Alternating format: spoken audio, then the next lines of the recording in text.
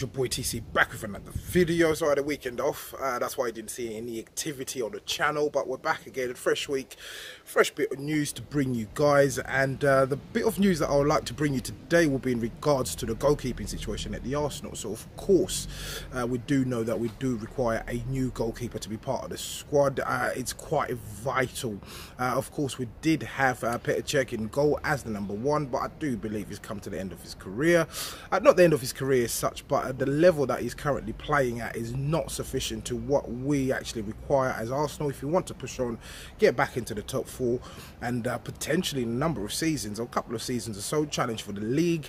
But Cech's time's done in my opinion. We've also had, of course we do have Ospina, who actually deputises for Cech, or was deputising for Cech, and reports are suggesting that he will be leaving the club soon, and to me he's not the right choice to have as a #1.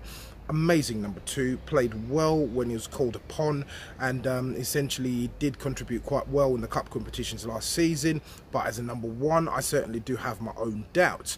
So we also have been linked with Oblak, we've also been linked with Molineux from Germany at Leverkusen, and these reports or the rumours suggesting that these one of these two players will be signing for Arsenal have certainly diminished, and there's less and less reports coming out in regards to that.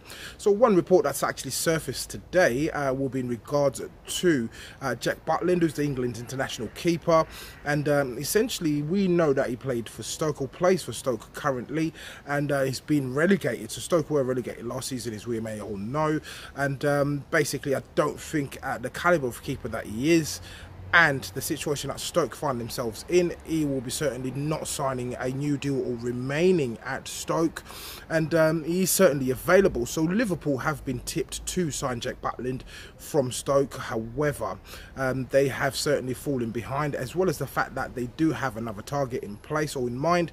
That will be Alisson, who actually is currently available according to reports. Of course we know what took place with Karius well, during the Champions League final. He was really poor. He came out later on suggesting that it was a bit of concussion that caused those kind of reactions as such, but he's certainly going to be heading for the exit door. They did have Mignolet in place, but he certainly fell out of favour with Karius. So Liverpool are certainly looking for a keeper as well, but with Jack Butland, I don't think they will certainly make him their first choice. He will certainly be a last resort, as far as I'd like to think, for them. One key thing to take away from this whole Jack Butland report, or rumour if you like, would be the fact that Birmingham are keen for a move to happen, purely because they've got a buy on a sell-on clause that was inserted when they sold Butland to Stoke, and essentially that nets them about 25% of the profit that Stoke will make. So they paid only 3.5 million, and we know Butland will be going for more than the 3.5 million that they did pay for him, and essentially they're very eager for the player to be sold, and I don't believe Stoke will be able to keep hold of him. The player will certainly be requesting a transfer at some point after the World Cup is done, so they need to deal with that matter. In terms of him coming in as the #1 keeper at Arsenal, yes, I will take Butland.